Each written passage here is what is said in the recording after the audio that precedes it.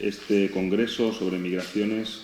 A continuación tenemos la conferencia del profesor Juan Manuel Lacruz López, profesor titular de Derecho Penal, director del Departamento de Derecho Penal y Criminología de la UNED, licenciado en Derecho por la Universidad de Zaragoza, obtuvo el doctorado cum laude en Derecho en la UNED, ha sido profesor de la Universidad de Zaragoza y de la Academia de la Guardia Civil de San Lorenzo del Escorial.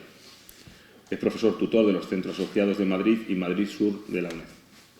Fundador, vicepresidente y director de proyectos en África de la ONG EMASC, Asociación para la Promoción de la Educación y la Cultura en África. Ha sido director estratégico para América Latina y África del Instituto de Altos Estudios Europeos, coordinador académico de distintos proyectos de cooperación al desarrollo de la Unión Europea y profesor de Derechos Humanos y Derecho Internacional Humanitario en América Latina y el África subsahariana. Es profesor honoris causa de la Universidad Argentina John Fisher Kennedy de Buenos Aires y medalla al mérito académico por el Centro Latinoamericano de Derechos Humanos. Paso la palabra al profesor. Bien, me vais a permitir que me levante. A ver, hola, buenas tardes. Buenas tardes a todos los que estáis aquí, también a los que están conectados. ¿Se me oye? Sí. Vale, a los que están conectados a través de la web. Bien, para empezar, como es lógico, quiero agradecer al Centro Asociado de la UNED en Ceuta pues, la ocasión que nos ha brindado de poder celebrar aquí este congreso, que ya lo dije ayer al inicio del mismo, pues creo que es necesario que vayamos conversando, viendo distintas opiniones, no solamente los que venimos aquí a explicar nuestra visión del fenómeno de los movimientos migratorios, sino también los asistentes, pues porque creo que estamos ante uno de los principales retos de este momento en la sociedad española y global, y creo que cualquier esfuerzo que se haga para ayudar a visualizar de una manera correcta pues todo este fenómeno pues es poco. Y además porque, como yo decía ayer, es fundamental por lo menos para la manera que yo tengo de entender la universidad, el que la universidad salga de las aulas, ¿no? Que se ofrezca la posibilidad de que las personas que no necesariamente pertenecen al ámbito de la academia pues puedan escuchar lo que nosotros estamos haciendo en la misma. Dicho esto, mi ponencia trata sobre política criminal y movimientos migratorios en tiempos de posverdad. Para que nos centremos un poco, yo lo que voy a tratar de explicar es, teniendo en cuenta el momento en el que vivimos o aparentemente vivíamos, que era el momento de la globalización, todos estábamos convencidos de que esto iba a suponer una especie como de caída definitiva de las fronteras, todos estábamos a punto de ver una nueva era, por supuesto mejor. Esto es el marco que teníamos hace tan solo unos años. Pues partiendo de ahí y de la importancia de la globalización, aunque en este momento podamos hablar incluso de una crisis de la globalización, sobre algo tan básico en las relaciones humanas como son los movimientos migratorios. Claro, la globalización supuso un catalizador de esos movimientos, entre otras cosas pues por el desarrollo de los medios de transporte, por la facilidad de las comunicaciones, de los medios de comunicación. Hoy en día, en cualquier lugar del mundo, pues sabemos lo que está pasando en un tiempo casi real. Pues todo esto ha chocado con una situación geopolítica actual que parece que nos lleva al extremo contrario. Estamos viendo cómo desde muy distintos lugares del mundo aparecen una serie de obstáculos a este asunto, ¿no? Esa crisis de la globalización. Entonces eso, lógicamente, ha tenido una serie de consecuencias en una de las principales manifestaciones de la globalización, que era ese incremento de los movimientos migratorios. Entonces yo lo que quiero hacer es dar una visión de cómo el tratamiento penal de los movimientos migratorios de la migración ha sido influido por estas corrientes últimas que estamos viendo y que pues son corrientes restrictivas de esa idea inicial de la globalización como algo que iba a eliminar fronteras. Parece que estamos volviendo a la reconstrucción de las fronteras, a los nacionalismos, hacia los localismos. Entonces me gustaría ofrecer simplemente una visión de lo que se está haciendo y quizá hacer algún pronóstico de qué va a pasar, y en esa idea que yo tengo de la universidad como algo abierto y algo que tiene que funcionar no solamente de cara adentro sino de cara afuera, ver cuál es nuestro papel en toda esta cuestión. Entonces, claro, todo el mundo tiene más o menos claro lo que es la política criminal, lo que son los movimientos migratorios, y yo he añadido un último concepto, que es el concepto de posverdad, que bueno, pues, poco a poco se está asentando y cada vez lo conoce más gente, pero creo que es importante explicar un poquito qué es esto de la posverdad y cómo pues puede ser un término que define mucho, define con bastante claridad los tiempos que estamos viviendo. La posverdad se puede definir como una mentira emotiva. Hasta ahí, pues realmente es un término que ni siquiera es necesario. Estamos hablando de la mentira.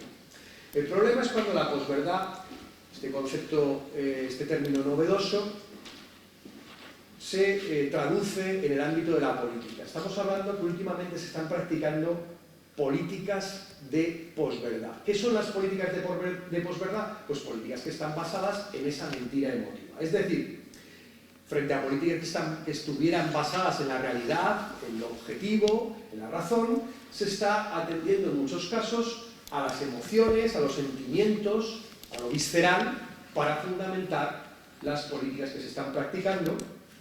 Y, de hecho, si nosotros analizamos los últimos fenómenos más llamativos a nivel global, pues por ejemplo, todo el mundo está pensando ahora en Trump, pero más allá de nuestro amigo Trump, pues ha habido durante los últimos tiempos una serie de fenómenos que pues tienen mucho que ver con estas políticas basadas en lo visceral y alejadas de lo racional.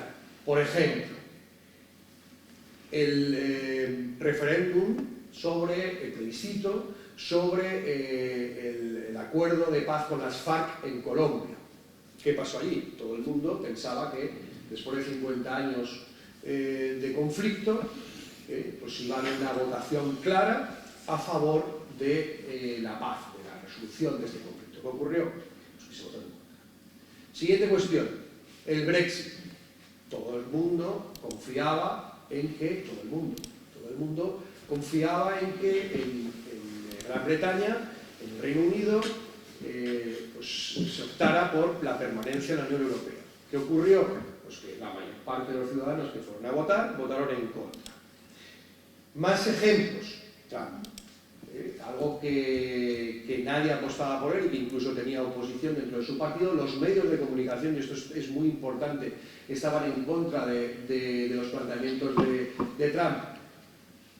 Nadie apostaba por él y, sin embargo, la mayor parte de los votantes estadounidenses, bueno, alguien diría, no, realmente hubo más votantes a favor de Clinton, sí, pero lo cierto es que el sistema electoral americano es como es y le dio la presidencia al señor Trump.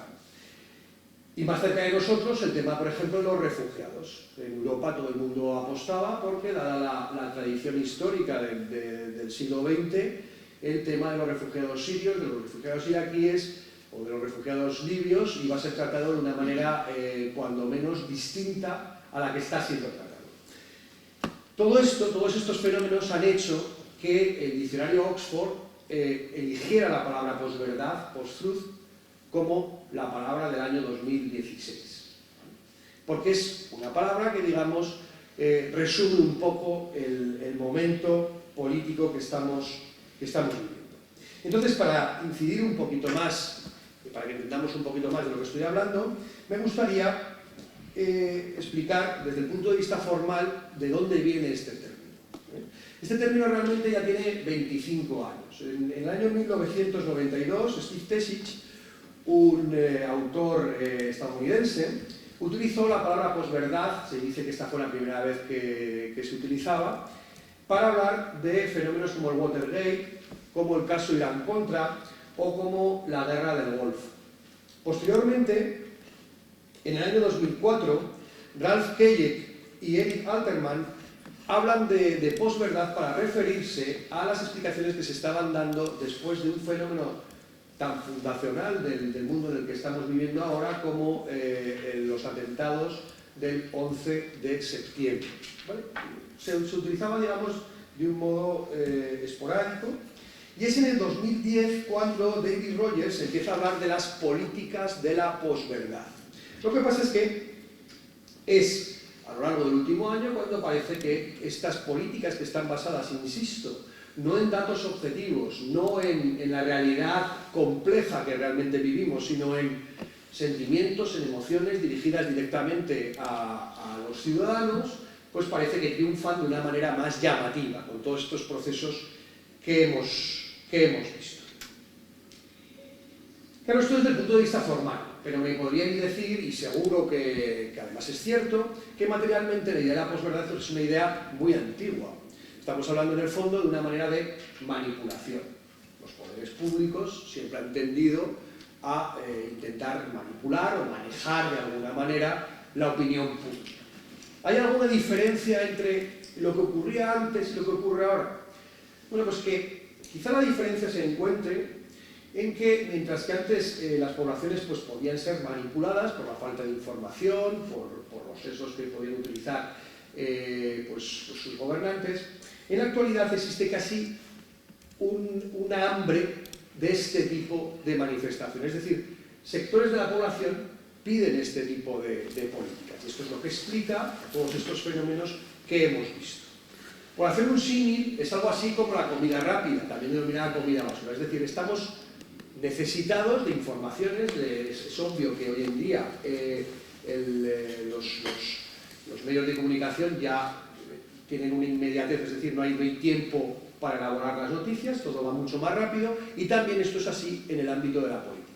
De tal manera que lo que en tiempos pues, podía ser llamado como una manipulación desde arriba hacia abajo, ahora hay como una especie de caldo de cultivo que abona precisamente este tipo de manifestaciones. Lógicamente, desde el punto de vista del rédito político de los partidos políticos o del rédito económico de los medios de comunicación, el manejar este tipo de ideas pues es ciertamente rentable.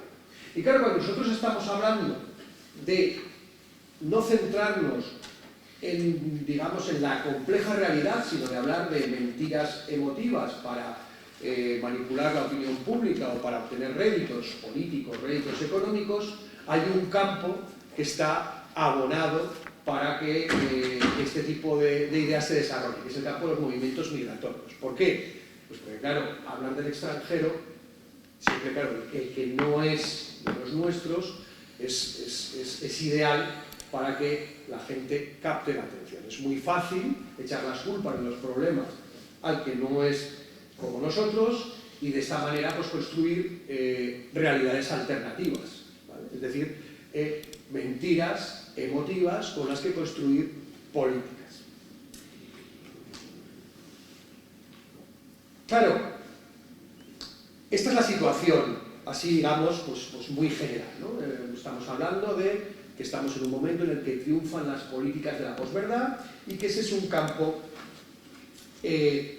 abonado para pues, introducirlo en el ámbito de los movimientos migratorios. Esto hace que muchas veces sean políticas de posverdad las que se aplican en la regulación de los movimientos migratorios. Y ahí es donde conecto con la idea de política criminal, movimientos migratorios en tiempos de posverdad. Vamos a ver cómo la idea esta de estos últimos movimientos a nivel social ha afectado en los últimos años, e incluso antes, al tema de la regulación de los movimientos migratorios y qué consecuencias ha tenido. Y bueno, yo me voy a referir, siempre me ha parecido que es muy interesante cuando tratamos cualquier problema acudir a las fuentes históricas, porque los problemas, y más cuando hablamos de dos realidades tan definitorias incluso de la humanidad, como son los movimientos migratorios, todos estamos aquí porque hemos venido a algún sitio y en esta ciudad se sabe todavía más que en otras, en el caso de Ceuta, pues las generaciones han ido sucediendo, pero muchas veces no vienen de muy lejos, quiero decir. 2, 3, 4 generaciones a lo sumo. Todos sabemos que los movimientos migratorios son algo consustancial con la población y todos sabemos que la manipulación también. Entonces, yo voy a intentar brevemente hacer un análisis histórico, basándonos en el caso, lógicamente, español y europeo, de cómo se han ido tratando históricamente los movimientos migratorios en relación con el derecho penal. Hay que tener en cuenta que la política criminal es una política pública más, pero hay una tendencia histórica, como vamos a ver, a utilizar al derecho penal, a utilizar a las políticas criminales como solución de muchos problemas, entre ellos el problema de las migraciones. Entonces vamos a ver si esto es un instrumento idóneo o no para tratar el fenómeno del que estamos hablando. Entonces yo cuando empecé a trabajar este tema, lo primero que me planteé es ver si esto había sido siempre así, es decir, estas políticas, por ejemplo, en el caso que estamos, pues el caso más reciente, el caso de Trump, la idea es muro y expulsión. Esas son las dos ideas fundamentales de la política migratoria de este señor, que veremos que además tienen bastante parecido con lo que se hace en España, es decir, que no tenemos demasiado que, al menos esas dos ideas, no tienen demasiado que envidiar con nuestra situación actual. Y entonces, bueno, yo me dirigí a ver qué había dicho. Hay un autor que imagino que todos conocerán, que es Beccaria, siglo XVIII, 1300 y pico, es decir, estamos hablando de hace ya 250 años, que tiene un libro, que no lo haya leído si es penalista, pues lo debería leer, que es de los delitos y las penas, que lógicamente es algo muy básico, pero que trata numerosísimos problemas y en algunos de ellos da pinceladas que ya nos gustaría que hoy en día las tuviéramos tan claras como en aquel momento. Beccaria es tan sumamente complejo que incluso hay actualmente algunos autores que dicen que Beccaria no era el autor de este libro, sino que era un grupo de personas que fueron los que escribieron de los delitos y de las penas y que luego se lo atribuyeron a Beccaria de alguna manera. Se publicó con ese nombre. Y es curioso porque Beccaria, sorprendentemente, dedica un capítulo entero de su libro a dos delitos que son el delito de suicidio y el delito de emigración. Se llama ese capítulo del suicidio e dei fuoriuscitori, es decir, de los suicidas y de los emigrantes. Y eso es lo primero que llama la atención. ¿Qué ocurría en aquel tiempo? Pues vamos a dar un giro de 180 grados con respecto a lo que tenemos ahora, ¿no? Resulta sumamente sorprendente. Lo que estaba sancionado penalmente no era la inmigración irregular, la inmigración clandestina, no, era la emigración irregular, la salida de ciudadanos del Estado hacia afuera. Claro, y además Beccaria lo trata en el mismo capítulo que el suicidio. ¿Por qué? Porque el suicidio también era considerado un delito, porque claro, en aquel momento los ciudadanos no eran tales, eran súbditos, entonces la muerte de un ciudadano que se suicidaba producía una merma en el capital del príncipe. Y decía Beccaria, y claro, el que se va fuera del país, el que se sustrae a su príncipe, todavía ocasiona una pérdida mayor que el que se suicida, porque no solamente desaparece, sino que se lleva con él sus conocimientos y posiblemente sus bienes. Entonces, claro, tenemos una visión totalmente contraria del fenómeno de los movimientos migratorios. Siglo XVIII, el foco estaba puesto en la salida de ciudadanos sin el permiso del príncipe al extranjero. ¿Y qué dice Beccaria sobre todo esto? Porque claro, bueno, esto es información y ya está. Pues Beccaria, que como digo, es bastante, es realmente muy claro y tiene una visión muchas veces, pues, muy primaria, pero muy cierta de las cosas, dice que lo que pretende es demostrar que no tiene sentido hacer del Estado una prisión. Es decir, él lo que pretende demostrar es que penar la emigración ilegal de ciudadanos no tenía ningún sentido. Y entroncando con algo que se dijo aquí ayer, la idea del saldo vital aparece ya en Beccaria en el siglo XVIII. Dice que no es normal que un ciudadano que está naturalmente apegado al lugar en el que nació salga del mismo si se dan las condiciones básicas para su vida. Entonces, él lo que dice es que lo que tiene que hacer el príncipe no es sancionar la inmigración, sino preocuparse de que los ciudadanos tengan las condiciones básicas para vivir en el lugar en el que nacieron. Entonces ya a partir de ahí, si hay alguien que quiere emigrar, pues que emigre, pero no será por necesidad, sino que será porque obviamente pues igual es por amor, igual es porque le apetece ver otros lugares, pero no serán las situaciones que se están dando ahora.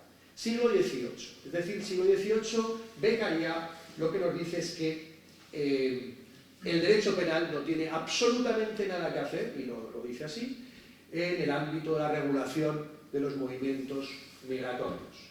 Lo que tiene que desarrollarse es el Estado, es la economía, es las condiciones de vida, ese saldo vital del que hablábamos. Si el saldo vital está equilibrado, lógicamente nadie querrá abandonar su tierra, y lo dicho, si lo hace, pues lo dicho será o por amor o por curiosidad.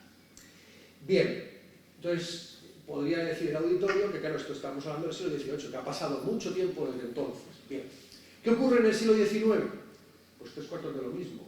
La regulación penal se centraba en la salida de ciudadanos hacia el extranjero. No había previsiones sobre este fenómeno que tanto nos llama la atención ahora, que es el de la inmigración ilegal. Entonces, ¿hasta cuándo hay que esperar para que realmente haya una regulación de la inmigración ilegal, una regulación penal de la inmigración ilegal? Pues fíjense que durante los 2 primeros tercios del siglo XX tampoco se hace una regulación sobre la inmigración ilegal, sino que sigue estando penada la emigración ilegal, la salida de ciudadanos al extranjero. Solamente hay un Real Decreto del año 31 de la República que regulaba como delito la entrada ilegal de ciudadanos extranjeros a España, porque el gobierno de aquella época temía que, como consecuencia de la crisis de 1929, hubiera una avalancha de extranjeros que quisieran entrar en España para, para huir de la gran crisis del 29. ¿Qué ocurrió? Pues que a España no vino nadie. O sea, por muy mal que estuvieran fuera, pues a España no vino nadie y esta regulación no se llegó a aplicar nunca. Durante los 2 primeros tercios del siglo XX, como digo, se seguía sancionando la inmigración ilegal, pues las empresas que no tenían autorización y que estaban fomentando la inmigración ilegal, etcétera, etcétera. Y solamente, claro, ya entrados los años 60, con una situación social muy complicada, con una situación de desarrollo político y económico en España muy complicada, se abre la válvula de escape de la emigración, los españoles empiezan a salir, como tanto nos gusta decir, de un modo muy ordenado, entre otras cosas porque estaba todo muy regulado, a otros países de Europa para conseguir, entre otras cosas, desahogar, ¿no?, la compleja situación que se estaba dando. De tal manera que llegamos, estamos hablando fundamentalmente de política criminal, llegamos al año 1995 y se aprueba el flamante Código Penal de Belloc, y claro, estamos hablando ya de antes de ayer. ¿Qué ocurre en el Código Penal de 1995?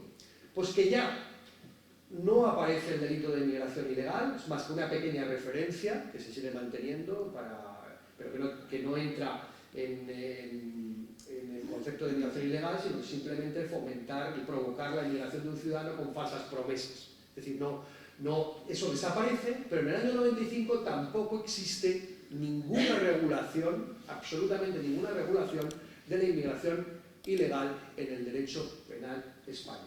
Es un problema que se desconoce. ¿Cuándo comienza la regulación penal de esta cuestión en España? Pues en el año 2000. En el año 2000 se introduce el artículo, voy a coger el código que lo tengo aquí, el artículo 318 bis, gracias, el artículo 318 bis del Código Penal en un nuevo título, que es el título 15 bis del mismo, título que se mantiene hasta la actualidad. Y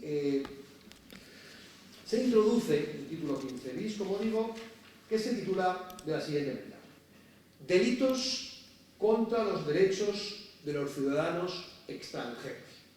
Claro, cualquiera que no sea penalista y no conozca lo que hay detrás de esto, dirá, pues el legislador del 2000 era un legislador muy progresista que decidió conceder una sobreprotección a una protección extraordinaria, penal además, cuidado, que como vamos a ver la política criminal es el último recurso que tiene el Estado para el control social, introduce una regulación muy progresista que defiende los derechos de los ciudadanos extranjeros. Bueno, pues eso no es así. O sea, el que piense que el legislador del 2000 o en general que el legislador es siempre veraz y que no manipula, pues se está equivocando. O sea, para eso, si no, realmente no tendría ningún sentido que hubiera universidades. Para eso estamos los juristas, para ver qué hay detrás de todo esto.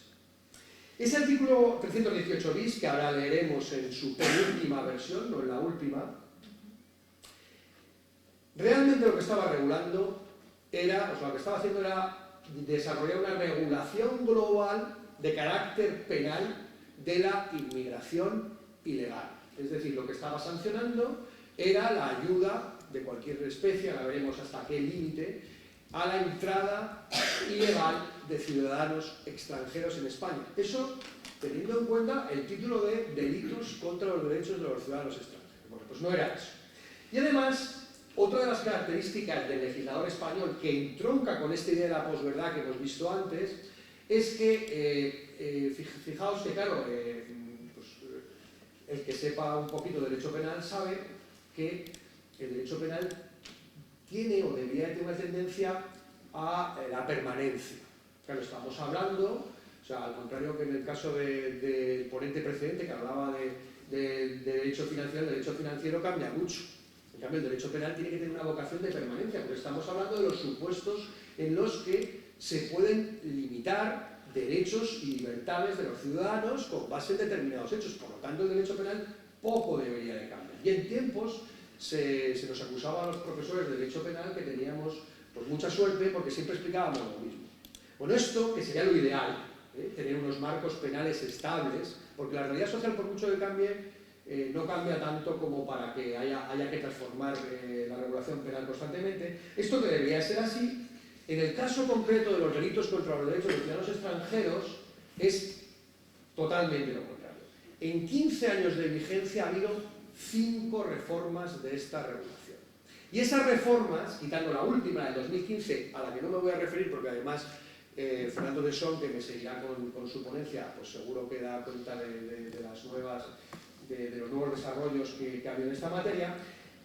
De esas reformas, todas menos la última, lo que hacían era ampliar el ámbito de lo penado y aumentar las penas. Hasta el punto de que hasta julio del año 2015 la regulación vigente era la siguiente.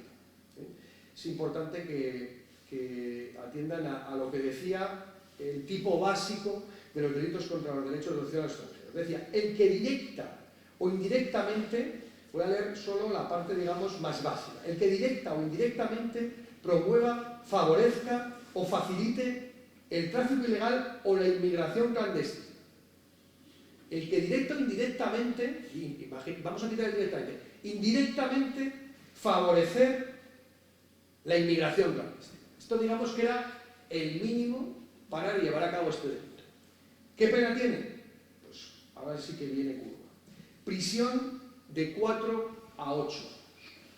Claro, esto no hace falta conocer el resto del Código Penal para darse cuenta de que la promoción o el favorecimiento indirecto de la inmigración clandestina, pena mínima, 4 años de prisión, es una pena exagerada. Y esto llevaba a que los prácticos del derecho penal pues, tuvieran muchos problemas a la hora de aplicar esta regulación, porque las penas, luego además había una serie de agravaciones en función de si había ánimo de lucro, de si se producía pues una puesta en peligro de la vida o la integridad física, de si había organización criminal o transitoria en un momento inicial, que pues podía llevar a penas exageradas.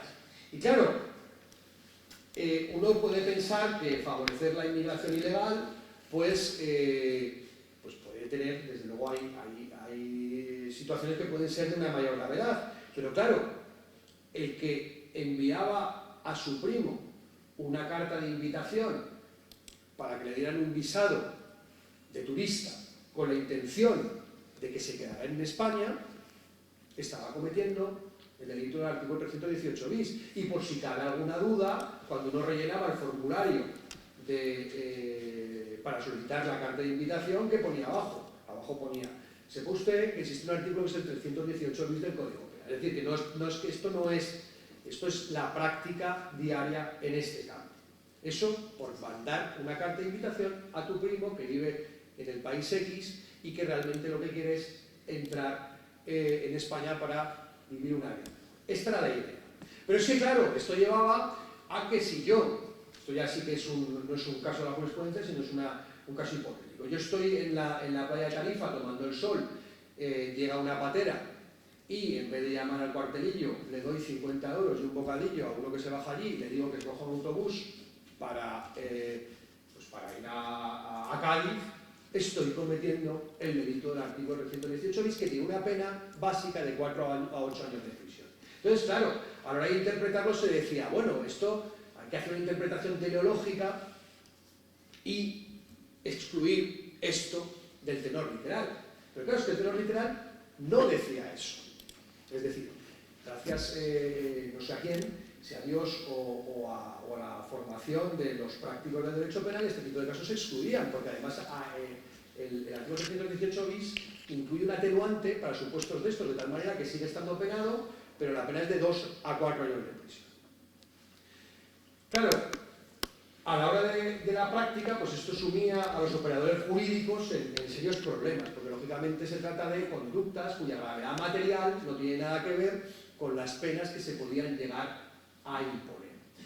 Desde el punto de vista de la práctica, pues lo dicho, pues a veces no se aplicaba, otras veces se aplicaba el atenuante, otras veces se llegaba a algún tipo de acuerdos, pero desde el punto de vista de quien, como es mi caso, trabaja desde la universidad, esto lo único que podía es ser criticado.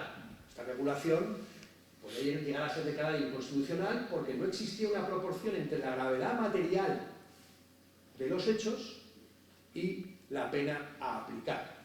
Y hay que tener en cuenta que nuestra Constitución, en el artículo 10, sanciona un principio básico, es el principio de respeto a la dignidad del ser humano. Y si yo estoy imponiendo esta pena con el único interés de que no suceda esto, es decir, que otros no cometan este tipo de conductas, estoy utilizando al penado como un medio para conseguir un fin. Estoy claramente vulnerando el respeto a su dignidad. Esta era la regulación. Bien, es decir, teníamos una regulación en la que todo era delito, todo aquello, o sea, insisto, indirectamente promover la inmigración ilegal, sin que fuera tráfico de seres humanos, no hacía falta el ánimo de lucro para este tipo básico, y tampoco, por supuesto, estaban aquí incluidos los supuestos de trata de seres humanos, que es otro fenómeno distinto. Por lo tanto, teníamos muros y teníamos una regulación, pues, ¿para qué queríamos más? Entonces, claro, esta es la política criminal que decidió el legislador español durante los años 2000 a 2015. ¿Qué ocurrió? O sea, ahora que estamos aquí intentando ver cuáles son las soluciones de este fenómeno, ¿qué ocurrió? Porque claro, si tenemos semejante regulación, pues lo suyo es que el fenómeno de la inmigración ilegal pues hubiera disminuido mucho, ¿no? Eso es al menos eso es lo que se ve, que esta es la posverdad, lo que se ve de la opinión pública. Tenemos una regulación muy dura, tenemos unos muros muy grandes y claro, el problema es que los muros se saltan. Hace poco estuve en México hablando de este tema y dicen, no, aquí no los saltamos, aquí hacemos túneles y pasamos por debajo. Claro, los muros no contienen este gran problema. Es inútil hacer del Estado una cárcel, pero también es inútil hacer del Estado un castillo, porque al final también los castillos se entran en ellos. ¿Qué sucedió? Pues sucedió que con una regulación tan sumamente amplia, el número de llegadas irregulares de extranjeros a este país aumentó exponencialmente de los años 2002 hasta el 2007. O sea, esto realmente no tuvo una consecuencia práctica. Aumentó exponencialmente. A partir de 2007 empezó a bajar, 2008 un poquito, 2009 ya de una manera un poco más sensible, 2010 más, hasta que llegamos al año 2012 y ahí se cruza la curva de la llegada de extranjeros con la de salida de personas de España. Es decir, ahí ya hay más gente que sale que gente que entra. Claro, la bajada fundamental fue a partir del año 2009-2010. Todo el mundo sabe que fue cuando la economía española empezó a entrar en recesión, cuando se cortó realmente el flujo de inmigración irregular de una manera importante. Fue en el 2012, cuando ya digamos que la salida de ciudadanos extranjeros y españoles hacia el exterior es mayor que la del año. ¿Esto qué quiere decir? Pues que fundamentalmente fueron razones económicas las que hicieron que el fenómeno de la inmigración irregular pues cambiara de signo. Desde luego no tuvo nada que ver con las regulaciones de política criminal. Y sí que es cierto que hay una cierta bajada a partir del año 2007-2008 se ve una cierta bajada. Ahí hay que fijarse en algo, y es que ayer también se hizo mención que a partir de los sucesos precisamente en las vallas de Ceuta y de Melilla del año 2005, el gobierno español, que hasta ese momento básicamente había tratado el problema de la inmigración ilegal desde el punto de vista del derecho penal, o sea, claro, el problema que tiene este tipo de regulaciones es que yo la hago y digo, ya he solucionado un problema. Claro, ya tengo cualquier conducta relacionada con la inmigración ilegal, ya es delito. Por lo tanto, ¿quién va a enfrentarse a eso? Ya no tengo que hacer nada más. El problema es que, claro, tenemos que ver que la política criminal es solo una política más dentro de todas las políticas públicas. Y además la política criminal es la última política. Es decir, la que hay que emplear cuando ya todas las demás han fracasado. Claro, el legislador español, con una regulación como esta, nuestros gobernantes, vamos a hablar no ya del legislador, sino de los gobernantes, pues desatendieron otro tipo de políticas que fueron las que se empezaron a aplicar desde el año 2005, tras la crisis de las vallas. Se empezó con todo el fenómeno de la externalización de fronteras, con determinados proyectos de cooperación al desarrollo, etcétera, etcétera.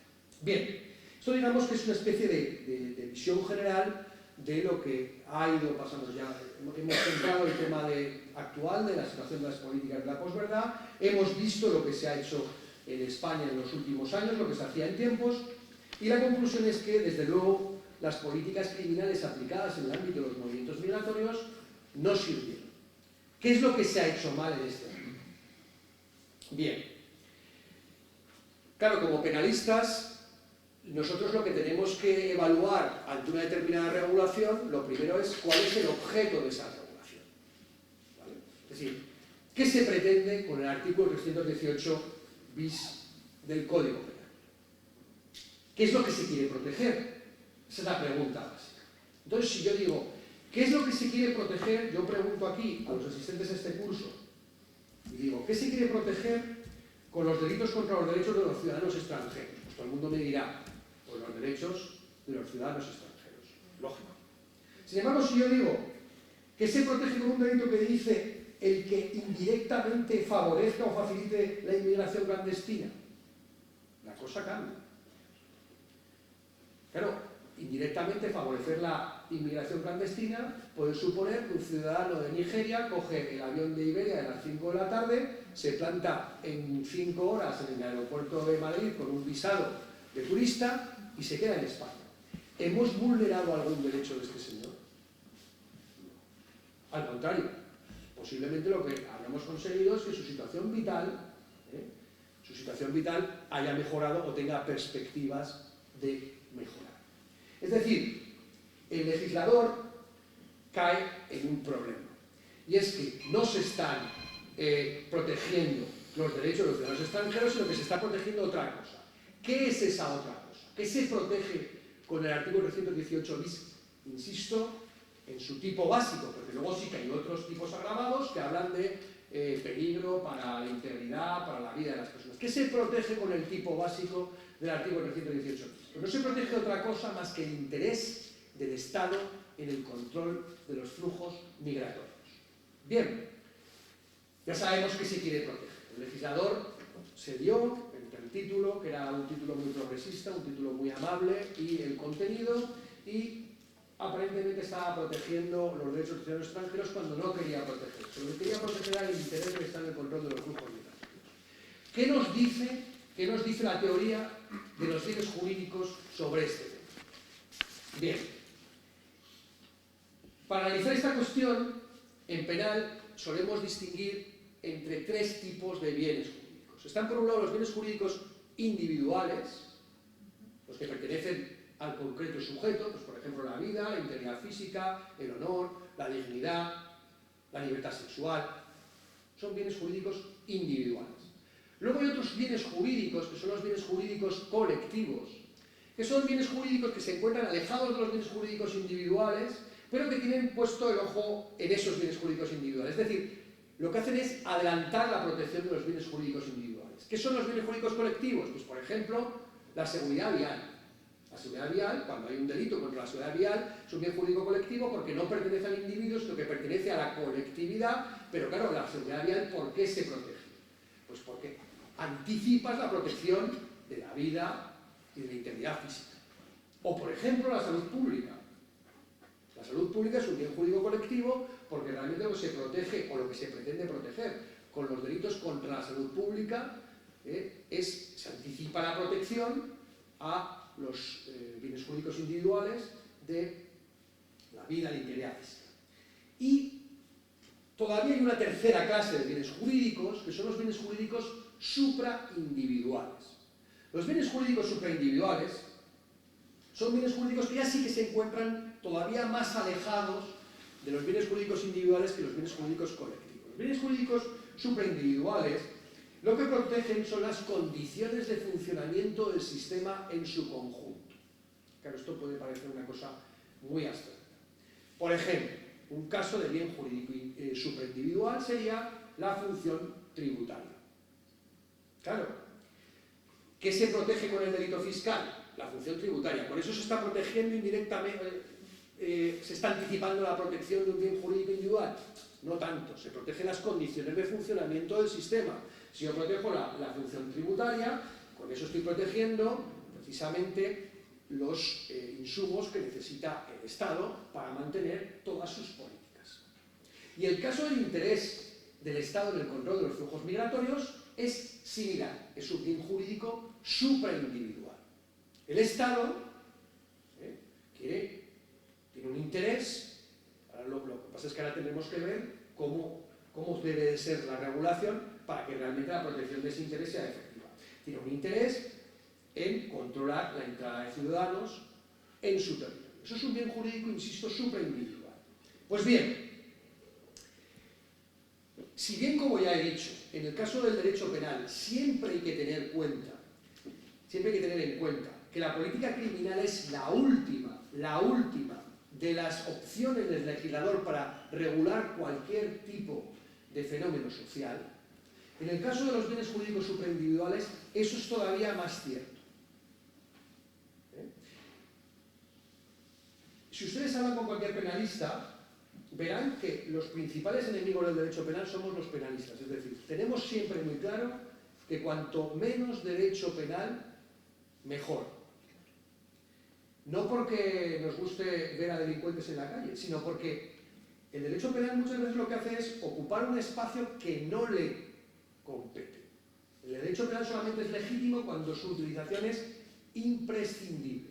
Entonces, voy a poner un ejemplo, la verdad es que esta tarde va a salir un poco fiscal, porque voy a poner un ejemplo del delito. El delito fiscal en España, desde el año 1870 hasta 1970 y algo, tenía una regulación también general.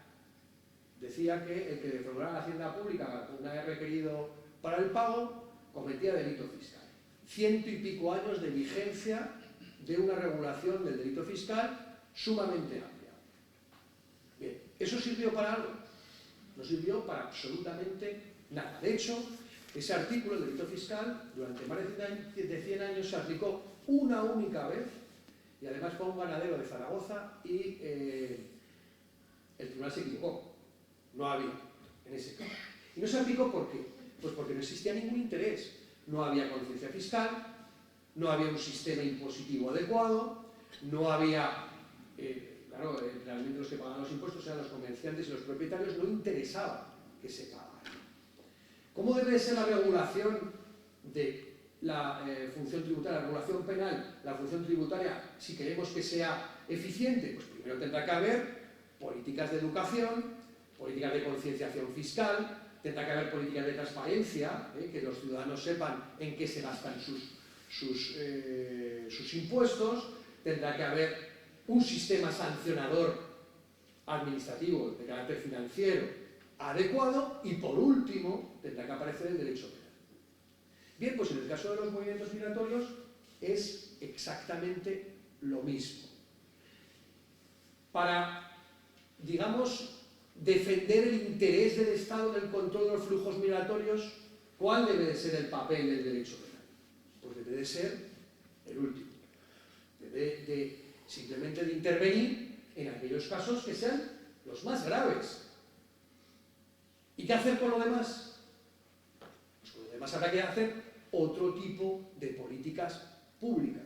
Claro, resulta, en un mundo en el que triunfa la posverdad, resulta mucho más cómodo decir a los ciudadanos, no, aquí vamos a hacer un muro tremendo, que luego resulta que se puede saltar o se puede hacer un túnel, y vamos a sancionar todo. Y con eso ya estamos blindados ante un fenómeno que, como todos sabemos, si ese fenómeno es un fenómeno consustancial con la humanidad, no lo vamos a poder controlar ni con un muro ni con una regulación penal. Entonces, habría que volver al siglo XVIII, leerse un poquito a Beccaria y decir, no, es que aquí esa no es la política. Esta solamente puede ser una política que servirá ¿para qué supuestos? Pues para, en primer lugar, aquellos supuestos en los que efectivamente haya tráfico de personas. Eso es otra cosa. O haya trata de seres humanos. Eso es otra cosa. O supuestos en los que se pongan en peligro la vida o la integridad física de estos señores. Normal.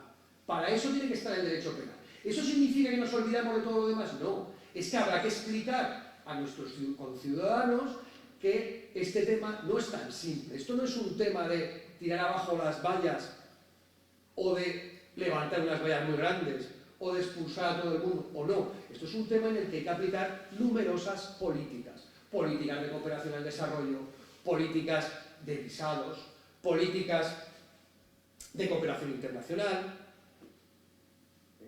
todo ese tipo de políticas públicas que van antes de la política criminal. Si nosotros seguimos la política de la posverdad, la que vende fácil y que además es mucho más sencilla de regular, porque además un código penal desgraciadamente y cada vez más aguanta todo, o sea, se aprueba y ahí está. Luego el problema es aplicarlo. El problema es cuando un operador jurídico se tiene que ver ante un caso en el que ve que las cosas no están bien reguladas y que además no sirve porque no soluciona algo que se ha convertido finalmente en un problema. Entonces, solamente una aplicación ponderada del derecho penal, una aplicación que tenga en cuenta que las políticas criminales son, repito, las últimas y que deben de ser mínimas. ¿Eso no significa que deban de desaparecer? No, por supuesto que no. Desgraciadamente, en la sociedad actual, el derecho penal es un subsistema de control social que es necesario utilizar. Por supuesto que habrá que utilizarlo, pero no tiene que convertirse en un espejismo que nos haga pensar que ya hemos cruzado todo el camino, hemos llegado al final del camino porque ya tenemos un marco represivo que nos va a solucionar un problema, siendo que esto no es así. Entonces, es curioso, pero este fenómeno de la posverdad con el que comenzaba mi exposición, que parece muy moderno, estaba ya en el Código Penal español en el año 2000. Lo que pasa es que estaba envuelto en pues una presentación progresista, una presentación que pues, hacía que estuviéramos todos muy cómodos. Ayer se hablaba de que la población española, no sé cuál era la expresión, que tolera pacíficamente el fenómeno de la inmigración ilegal. Claro, tolera pacíficamente y además tiene un delito contra los derechos de los ciudadanos extranjeros, o sea, es que es maravilloso. O sea, en el fondo, estamos fenomenal. Cuando el problema, insisto, es que en la práctica, y estamos hablando de hechos, o sea, de datos prácticos, esto no sirvió en absoluto para frenar el fenómeno de la inmigración. Entonces, claro, con esto podría acabar mi exposición, pero sería un poco demasiado cómodo, ¿no? ¿Qué hacer entonces? Porque lo que sí que es cierto es que tenemos un medio en el que estamos, tenemos un momento histórico en el que vivimos, en el que parece que todo indica que se va a seguir por este camino, ¿no? Es que en el fondo hemos sido unos pioneros en cuanto a cuáles son las políticas penales en materia de movimientos migratorios que se van a seguir. De hecho, pues posiblemente el señor Camp, cuando si lee este artículo, el artículo 318 bis, y visita nuestros muros, pues dirá, bueno, esto es quizá la idea que yo tengo para mi modelo de gestión de la migración. ¿Qué podemos hacer? Pues el problema es que estamos ante, también se ha hablado que esto es una crisis de los modelos democráticos, porque claro, al estar en este juego de intentar simplificar la realidad y vender mentiras emotivas para contentar a la población, pues esto hace que se haya propuesto incluso el autor belga David van Rijbroek, que dice que lo que se debe devolver es al sistema de la insaculación. ¿Qué es esto del sistema de insaculación? Pues que nuestros gobernantes deberían de ser. Hay un libro de un autor, se llama Dick, un libro de ciencia ficción, una novelita, que también describía un futuro en el que la insaculación era el sistema para elegir a los gobernantes. ¿Qué es esto? Pues metemos en una bolsa los nombres de todos los ciudadanos y sacamos pues, 100 nombres al azar. Y estas 100 personas van a dirigir el país asesoradas por técnicos. Esto también lo utilizaban los griegos, cuidado que no es una idea nueva.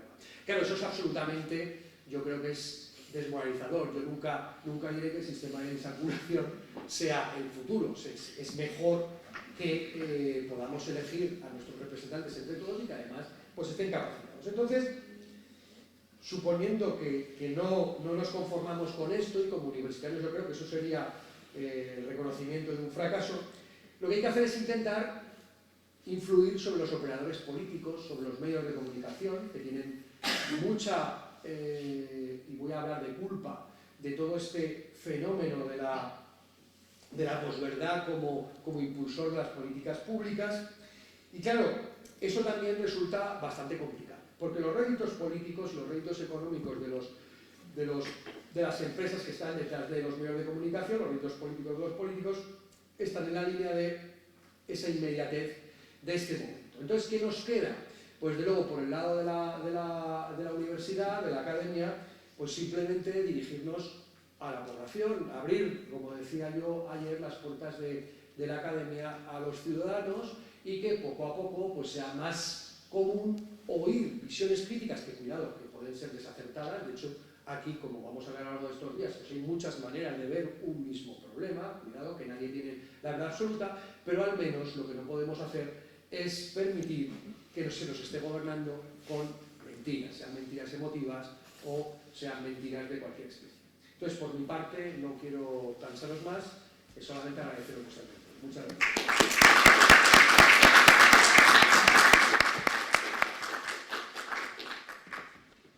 Muy bien. Bueno, vamos a continuar con el siguiente conferenciante para luego después pasar al turno de preguntas en vez de para que no se alargue mucho porque ya vamos mal de tiempo. Bueno, nuestro siguiente conferenciante es Fernando Tesón, conocido en Ceuta es el magistrado juez del Tribunal de Ceuta y es un experto penalista y además es un conocido de otras de las actividades que realizamos en este centro, que son las jornadas jurídicas. Pues, sin más. Bueno, se oye bien, ¿no? Buenas tardes y empezar como siempre con el agradecimiento a los organizadores por haberme dado la oportunidad de participar con ustedes en el estudio de una figura delictiva. Yo voy a centrarme mi intervención en estudiar el delito que acaba de explicar el profesor Lacruz del 318 bis del Código Penal. Se trata de un problema que, como se sabe, en los últimos años se ha producido una inversión en este fenómeno en España. España era un país de migrantes y se convierte de pronto en un país que recibe inmigrantes, y esto da lugar a que las mafias y una serie de personas que se quieren lucrar con este fenómeno pues puedan tener una respuesta y deban de tener una respuesta por el derecho penal. Tiene que tener una regulación, aunque sea la última ratio, como él decía, pero tiene que tener una regulación. Nosotros nos encontramos en la ciudad autónoma de Ceuta, donde yo desempeño la función de magistrado en un tribunal del que formo parte, la Audiencia Provincial, que es fronterizo con el Reino de Marruecos y, por tanto, es un lugar de paso no solo de migrantes marroquíes y argelinos, sino también de toda el África subsahariana y también de parte del continente asiático. Por tanto, mi intervención se va a centrar fundamentalmente en establecer unas líneas generales de estos delitos contra los derechos de los ciudadanos extranjeros, que así se sigue llamando todavía, y su reciente evolución legislativa. Efectivamente, cuando se publica y entra en vigor el Código Penal de 1995, un código moderno de la democracia, todavía no se contemplaba, parece ser que todavía no estaba el fenómeno como un problema y no se contempla este fenómeno en el Código Penal del 95. Existían algunas figuras delictivas relacionadas con la inmigración, pero era cuando se trataba de personas con fines exclusivamente, que entraban en España con fines exclusivamente laborales, la inmigración clandestina de España, de trabajadores en España, que eso sí existía como delito. Y también en aquellos supuestos de explotación sexual.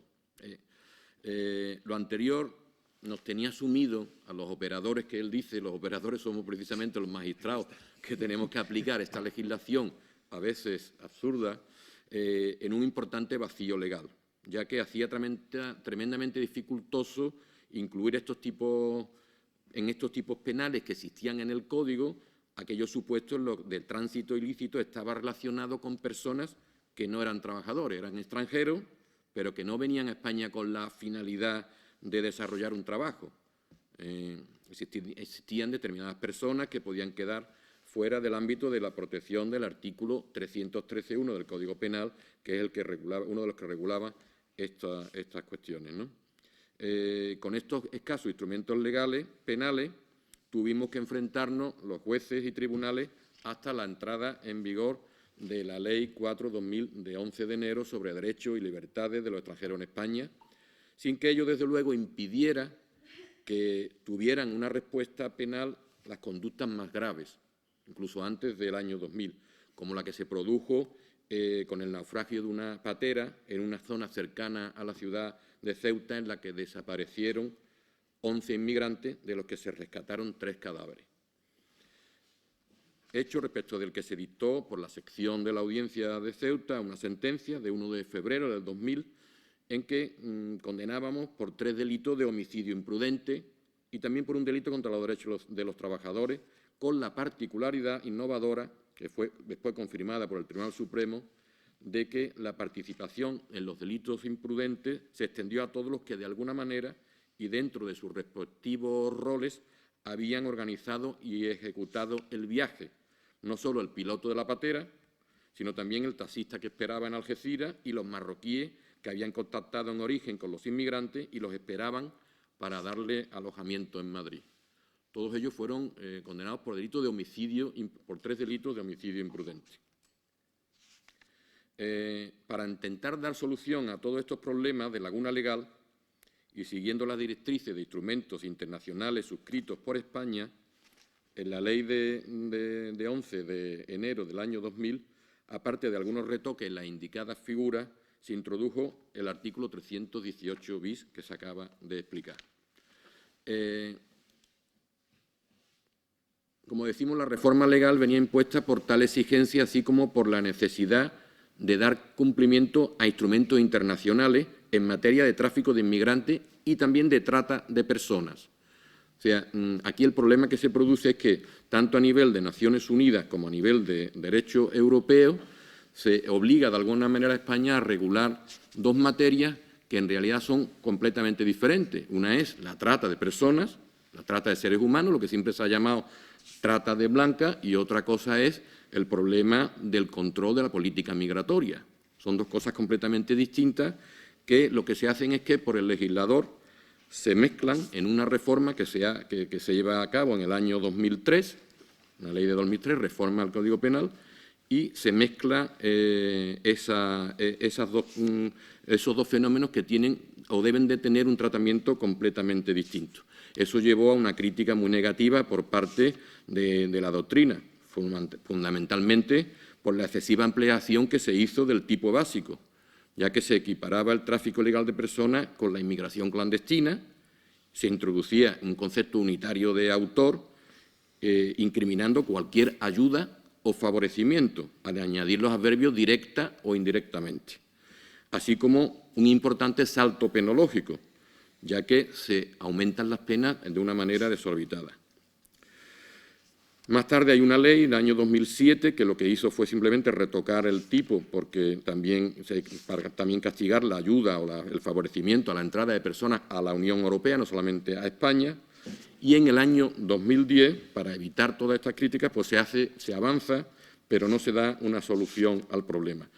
El propio legislador ya en su preámbulo de la ley del 2010, que también reforma el Código Penal, decía lo siguiente, decía: el tratamiento penal unificado de los delitos de trata de seres humanos e inmigración clandestina que contenía el artículo 318 bis resultaba a todas luces inadecuado. Lo dice el propio legislador en su preámbulo, en una especie de interpretación auténtica de la ley, en vista de las grandes diferencias que existen entre ambos fenómenos delictivos.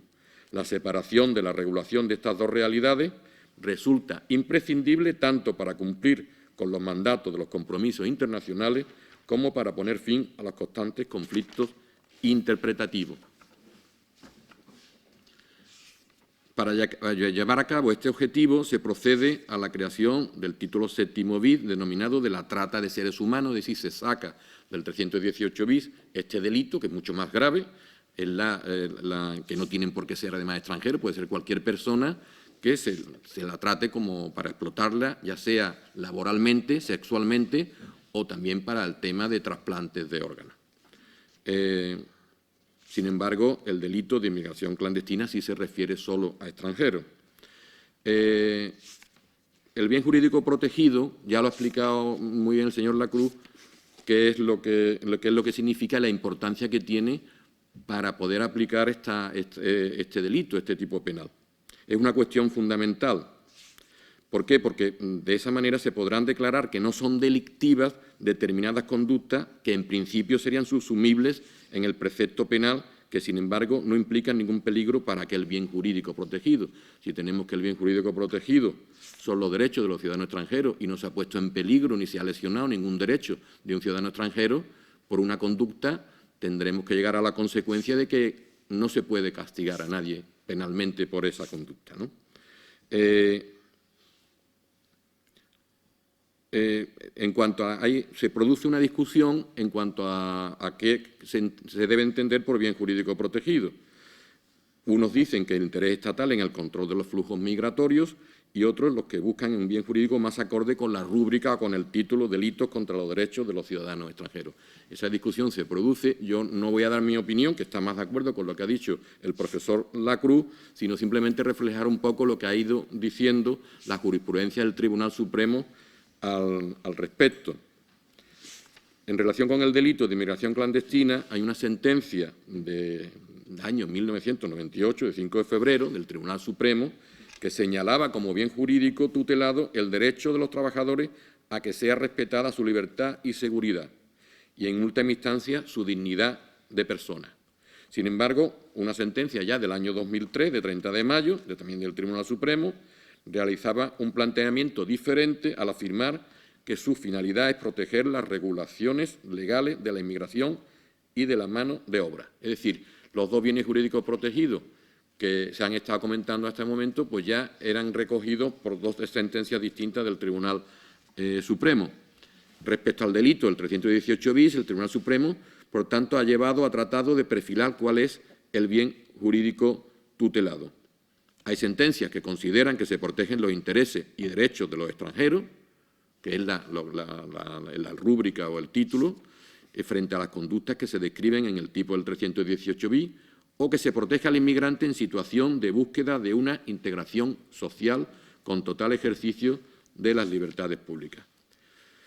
Más tarde, el Tribunal Supremo se inclinó por entender que el precepto protegía ambos intereses, es decir, una solución ecléctica, derechos de los ciudadanos extranjeros y al mismo tiempo se protege la política migratoria. Y este parece ser el criterio que se ha impuesto en la jurisprudencia del Tribunal Supremo, sobre todo porque como el tipo básico sí se puede ver claramente que lo que está protegiendo es el interés del Estado en controlar los flujos migratorios. Lo que pasa es que el tipo básico lleva una serie de agravaciones específicas en donde ya sí hay connotaciones referidas a los derechos de los propios inmigrantes. Cuando hay un peligro para la vida, obviamente, se está intentando proteger también la integridad y la vida de los propios inmigrantes.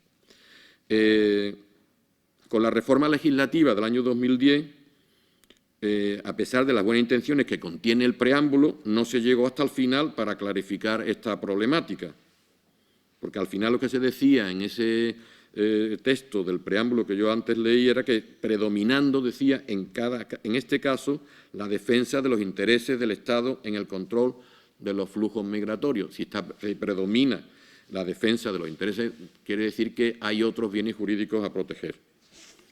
Es decir, por un lado, nomina el delito tipificado en el artículo 318 bis exclusivamente como inmigración clandestina, olvidándose del distorsionador tráfico ilegal, pero por otro parece admitir la existencia de otros bienes o intereses tutelados.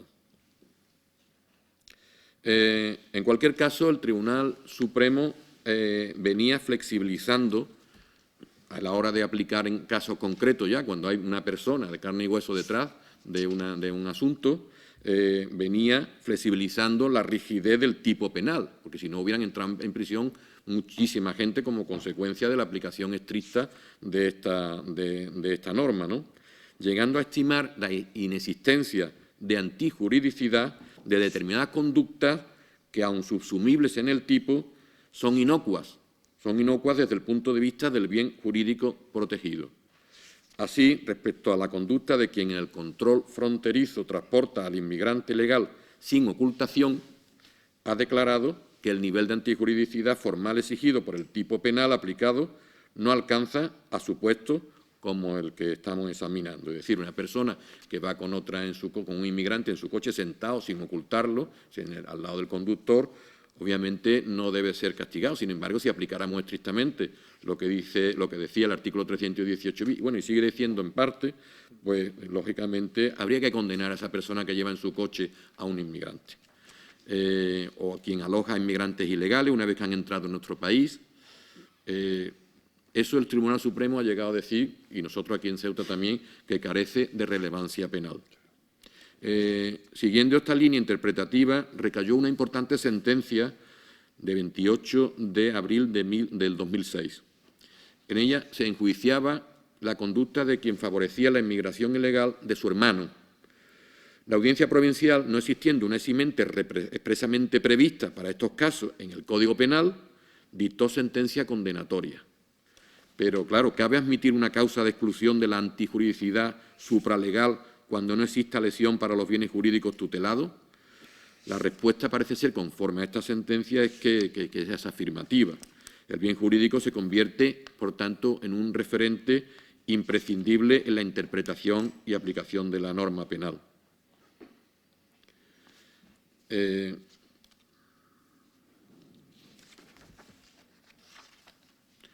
Existe otra sentencia de 23 de abril del año 2006 que volvió a pronunciarse sobre un caso similar. Se enjuiciaba la conducta de dos personas que trataban de favorecer la inmigración ilegal de su cuñado y la novia respectivamente. El Tribunal Supremo, tras constatar que no ha sido atacado el bien jurídico constituido por el interés general de controlar los flujos migratorios y el interés inmediato, decía aquí, de proteger la libertad, la seguridad, la dignidad y los derechos laborales de los inmigrantes, concluye afirmando que, contrastando el factum y la ratio legis punitiva del precepto, es patente que la conducta enjuiciada no debe subsumirse en el mismo. Parece, por tanto, que al tratarse de un hecho aislado, frente a supuestos de entradas masivas llevadas a efecto por organizaciones, se podía entender que no se lesionaba en estos supuestos el bien jurídico protegido, ni siquiera el de la política migratoria.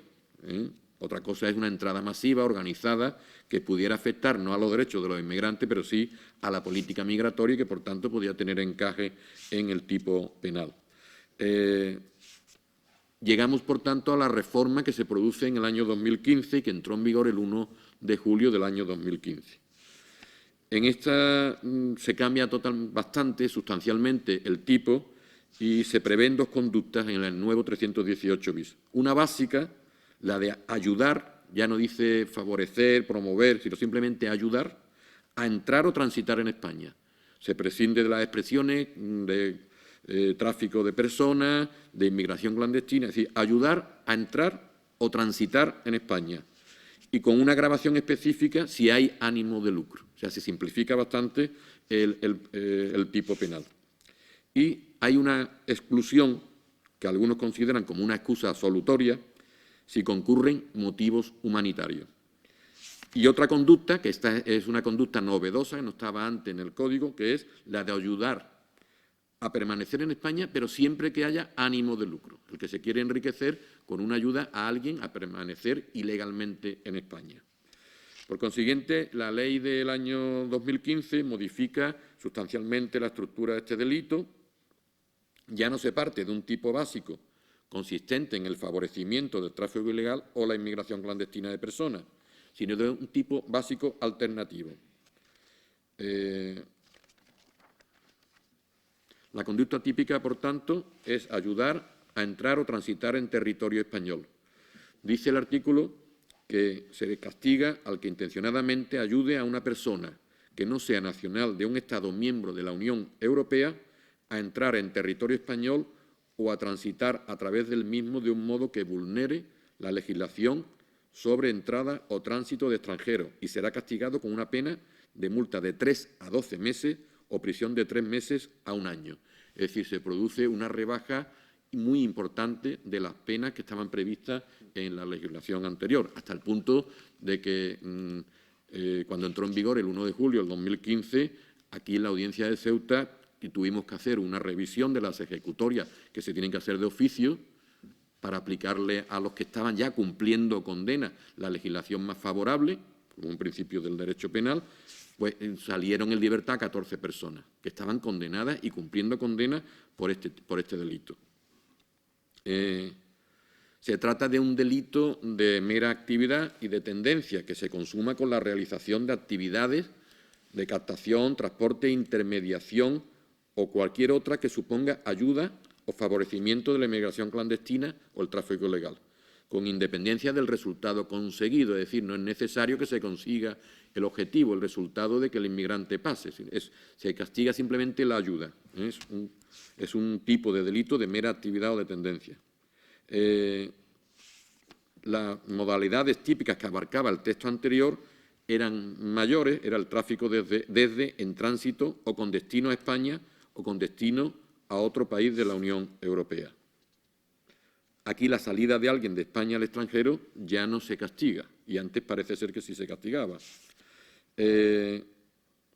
Por tanto, lo que se castiga es, estos dos modos de comisión son entrar en territorio español o transitar a través del mismo. Esto es, el movimiento de personas desde el extranjero hacia España, que es el modo además más frecuente de comisión en el tránsito dentro de España. La ley del 30 de marzo del 2015 abandona la nomenclatura de tráfico legal o inmigración clandestina. En cuanto a la entrada, tránsito o estancia, han de ser ilegales.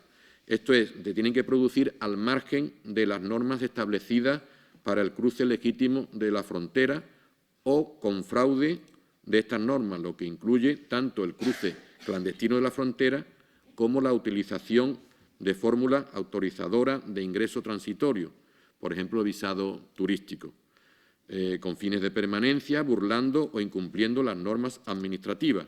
Estas normas están en el artículo 25 de la Ley de Extranjería, en la que establece o regula los requisitos para la entrada en el territorio español, estableciendo que el extranjero que pretenda entrar en España deberá hacerlo por los puestos habilitados al efecto y con una serie de requisitos. el elemento subjetivo del tipo es esencialmente doloso, es decir, el precepto exige expresamente y se refiere a ayuda intencionada, no se puede cometer por imprudencia. Y pasamos a ver el problema, que es innovador, de la excusa absolutoria. No sé si esa sería la naturaleza o habría otra solución doctrinal de los motivos humanitarios.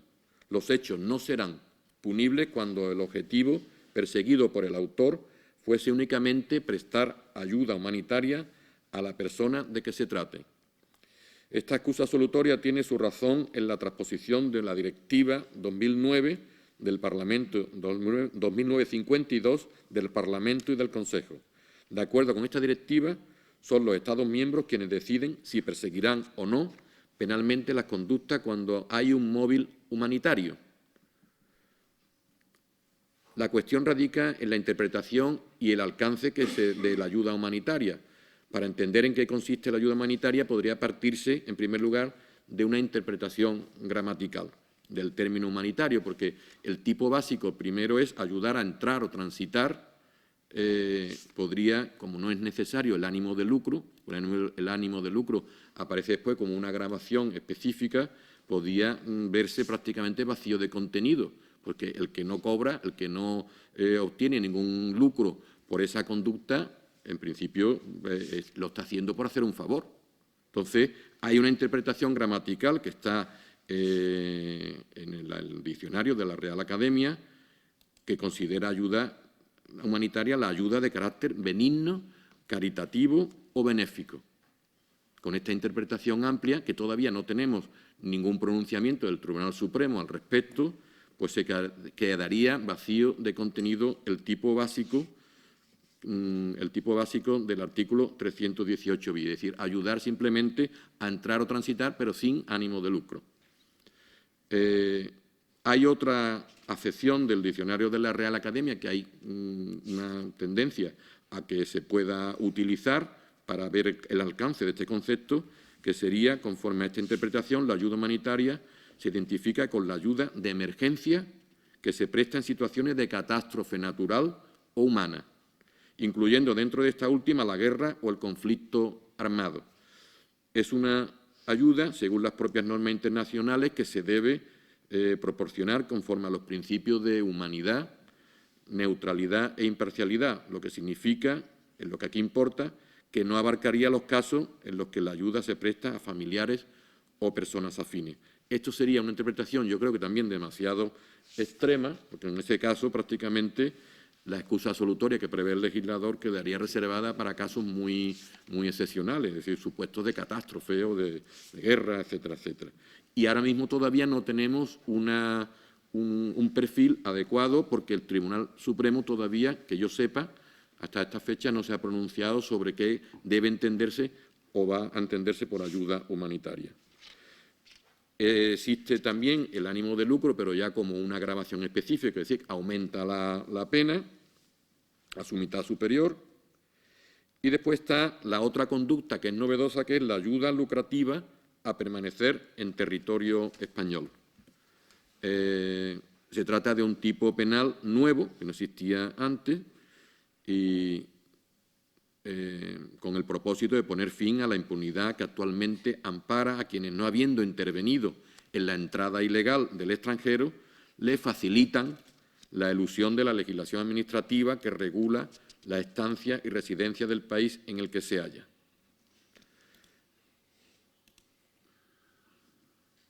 Es necesario que esto se haga siempre con ánimo de lucro, no como en el otro tipo básico. En cuanto al alojamiento de inmigrantes indocumentados, ya se planteó con la legislación anterior su adecuación al tipo de referencia en relación con el texto anterior, que ahora cabrá reconducir a este apartado segundo del artículo 318 bis del Código Penal. En la reforma del año 2015 se suprime ya la agravación de ánimo de lucro, que antes se regulaba junto con el peligro para la vida y otras agravaciones específicas, y se suprime una agravación que antes existía, que era el empleo de violencia intimidación, engaño o abusando de una situación de superioridad o de especial vulnerabilidad de la víctima. Esto se suprime, y esto no quiere decir que estas conductas queden impunes, sino que esto podrían consistir, aparte, en otro tipo delictivo, como pueden ser las coacciones, la detención ilegal o las lesiones, pero ya se suprimen como agravantes específicas de este delito. El número 3 del artículo 318 bis ya contempla una penalidad agravada para el supuesto enunciado en el número 1. Es de aplicación, por tanto, solo a la ayuda o a la entrada o tránsito, no a la ayuda lucrativa a la estancia. Según se recoge en el apartado A del indicado número, la agravación será aplicable cuando los hechos referidos se hubieran cometido en el seno de una organización dedicada a la realización de esas actividades, contemplándose una agravación específica para los jefes, o sea, una hiperagravación para los jefes, administradores o encargados de esas organizaciones o asociaciones.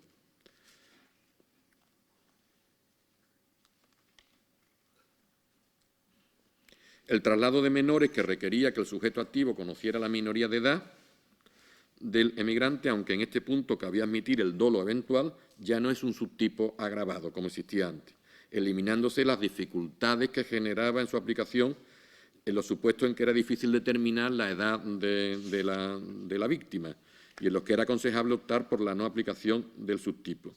Y en orden a las penas, a la penalidad, cuando respecto de un mismo hecho concurran dos o más agravaciones de las previstas en el artículo 318 bis, incluyendo el peligro para la vida o la organización, etcétera, el tipo cualificado se integrará con cualquiera de las concurrentes, debiendo operar las restantes agravaciones a la hora de determinar la pena concreta dentro de los márgenes legales.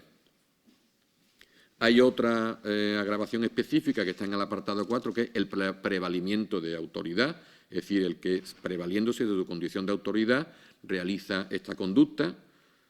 Hay una sentencia, hay un caso en que se condenó al acusado con esta agravación al exhibir ante los responsables de los controles policiales sus credenciales como funcionario de policía, con la intención de beneficiarse, obviamente, de este modo, de la confianza que se podía generar ante quienes, en definitiva, eran sus propios compañeros. Hay un problema que ya se resolvió con la legislación anterior, que era determinar qué ocurría cuando el movimiento era desde Ceuta o desde Melilla hacia la península, porque son zonas del territorio español y, sin embargo, se ha condenado y se ha considerado que existía como si fuera un paso de frontera cuando no hay una frontera. ¿Qué es lo que ocurre? Que es que tanto en la provincia, tanto en Ceuta como en Melilla, los ciudadanos de la provincia de Tetuán y los ciudadanos de la provincia de Nador, respectivamente, por el convenio Schengen, tienen la posibilidad de entrar sin visado, pero no pueden pasar a la península. Entonces, esa es la diferencia que hay entre Ceuta y la península, es decir, la excepción del convenio Schengen. Siempre nos hemos encontrado aquí con un problema importante, que es el del inmigrante que ayuda a otro inmigrante. Eso es un problema que en la práctica nos ha creado muchísimas dificultades y que voy a intentar de resumir algunos de los casos que nos han ocurrido aquí en Ceuta. En primer lugar, como es sabido, la inmigración propia no es delictiva. Cosa distinta sería si el inmigrante, al mismo tiempo que intenta traspasar la frontera, realiza la conducta típica respecto de otro inmigrante. El caso que ya hace algunos años se produjo con una gran cantidad de casos en Ceuta, pero que desapareció como consecuencia de las penas que se impusieron, o sea, fue un ejemplo de que la prevención general ha dado su fruto, de los pocos ejemplos en que la prevención general da su fruto, con unas condenas importantes de 5 años de prisión o 6, era lo que se llamaban aquí, o se llegaron a llamar, los motores humanos. Es decir, eran personas que iban con un traje de neopreno y unas aletas tirando de un inmigrante, o de dos a veces, que también iba con un traje de neopreno y un flotador. Estamos hablando desde Marruecos hasta Ceuta. Claro, aquí sí hay que tener en cuenta que el bien jurídico protegido, aparte del control de los flujos migratorios, es la vida de estas personas que se ponían en un peligro tremendo. Había una estadística que había habido muchos casos de personas que no se ahogaban como consecuencia de la hipotermia.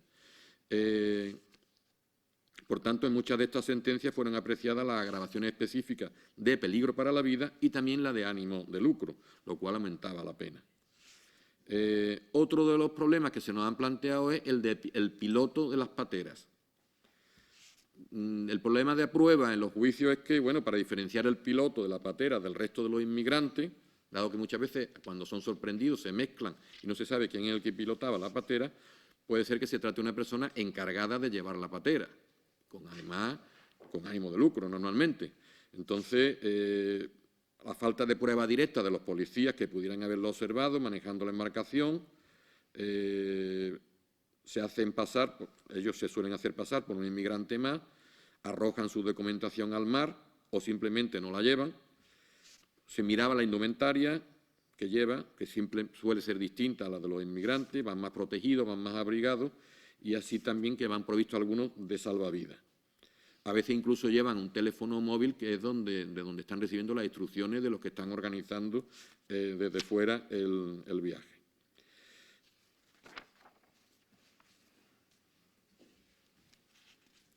En otras ocasiones, si bien la prueba de quién era el que pilotaba está clara, la Guardia Civil, la patrullera de la Guardia Civil, sabe quién era, identifica cuál de ellos era, el problema es que se trata de un inmigrante más. A pesar de que todas luces se trata de uno de los inmigrantes, por las circunstancias que sea, le ha tocado hacerse cargo del manejo del barco.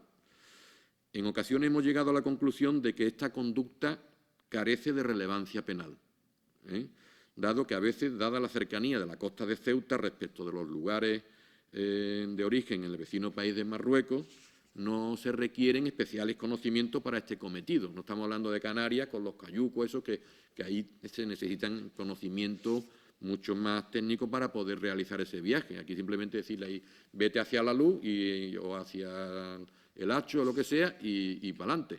Entonces, cualquiera lo puede hacer, en principio.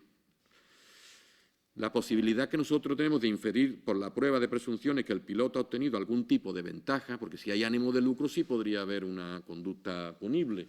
Es demasiada, la inferencia para nosotros ha sido demasiado abierta, porque sí, puede ser que han llegado a un acuerdo antes de embarcar, de que uno de ellos es el que va a llevar el mando, el timón y tal, y que por tanto no le van a cobrar el viaje. Pero nos parece que eso es demasiado abierto y no podemos presumir el ánimo de lucro. Y por tanto hemos entendido que en estos casos, en varios casos, incluso en algunos de ellos, que estaban acusando a uno por delitos de homicidio, porque también ha habido un homicidio imprudente. Hemos llegado a la solución. En dicho supuesto, decíamos que habría escapado de la infracción penal incluso aunque se hubiera tenido, esto es una sentencia muy reciente, de 16 de noviembre del año 2016, se hubiera tenido por probado que el acusado asumió la responsabilidad de patronear la embarcación desde el primer instante, a pesar de que ello supusiera poner en peligro la vida de todos los que lo acompañaban, y ello a pesar de que trató de evitar con maniobras evasivas actuaciones de la Guardia Civil. Claro, él cuando la Guardia Civil le llama la atención, pues intenta hacer maniobras para evadirse, sin éxito ninguno, ¿no? Esto, desde luego, porque se nos ha llegado a alegar que, sin embargo, a los motores humanos sí se condenaba y a estos casos no creemos que no se puede comparar con el supuesto de los motores humanos, que fueron condenados, como digo, en multitud de sentencias en la audiencia de Ceuta. Dado que la relevancia de la actuación del que iba tirando en el agua con el traje de neopreno, a veces de dos inmigrantes, no solo en la ayuda a pasar la frontera, sino en la contribución al grave peligro creado. Es decir, era una relevancia causal importante y que, por tanto, sí fue objeto de condena. El sujeto pasivo de este delito se ha planteado a nivel de la doctrina diversas cuestiones, todas ellas relacionadas con la postura del bien jurídico protegido. Si se entiende que el sujeto pasivo, que el bien jurídico protegido es la política migratoria, pues será la comunidad en general. Si se entiende que es los derechos de los ciudadanos extranjeros, pues serían los propios ciudadanos extranjeros los sujetos pasivos de este delito.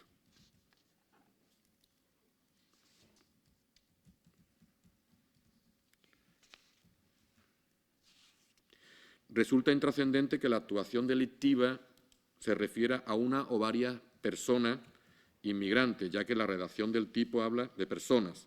Eso ya lo estuvimos hablando el otro día y había cambiado y ahora habla de personas en singular. Tiene que ser objeto de una interpretación, pero en principio, dado que el bien jurídico protegido es colectivo, podríamos entender que no se puede castigar si hay 18 inmigrantes en una patera por 18 delitos de inmigración clandestina, sino solamente por uno solo. En Ceuta no se nos ha planteado este problema porque el fiscal no nos ha acusado nunca hasta ahora por varios delitos, ni solamente por uno de ellos. Por tanto, no lo hemos tenido que estudiar.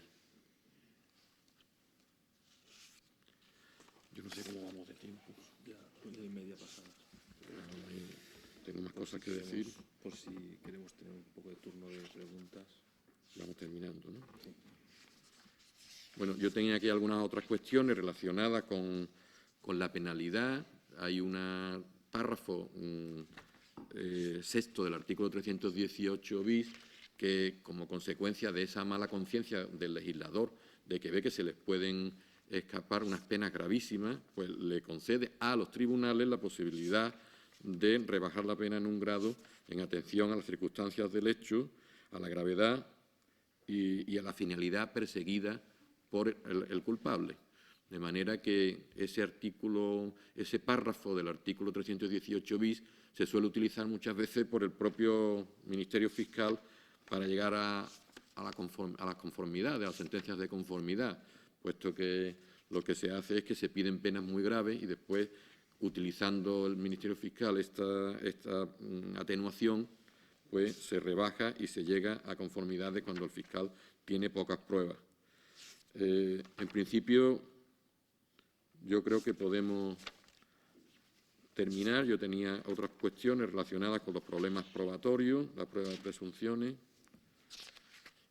y si acaso dejamos las cuestiones que se quieran plantear, las preguntas en el coloquio, ¿no? Muy bien, muy bien. Pues muchas gracias por la atención. Bueno, iniciamos un turno de preguntas o de cuestiones a hablar sobre este tema, tanto de intervención del profesor Lacruz como de Fernando Tesón, si alguien quiere comentar algo.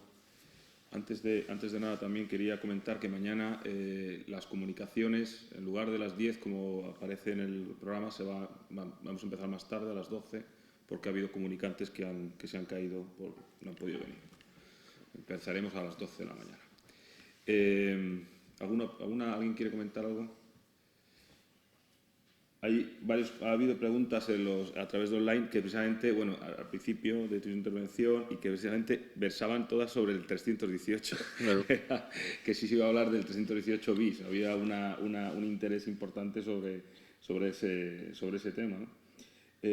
Una de las cosas que he visto a lo largo de las dos exposiciones que me llama mucho la atención es quizás la percepción que se tiene desde fuera del ámbito jurídico, quizás, es una cierta desproporción en el derecho penal con respecto a lo que son los bienes jurídicos protegidos. Es decir, en muchos aspectos en unas acciones parece una sanción excesiva o una pena excesiva, y en otros parece que la regulación, es decir, la sensación que da vista desde fuera, que el derecho penal es como una especie, o sea, el Código Penal, y es que es una especie de mare magnum donde no parece desde fuera, digo, no está como muy jerarquizado el tema de la proporción de penas y a las acciones que se cometen. No sé, es una percepción. ¿Respondo yo? Sí. Vamos a ver. Hombre, este es un ejemplo extremo.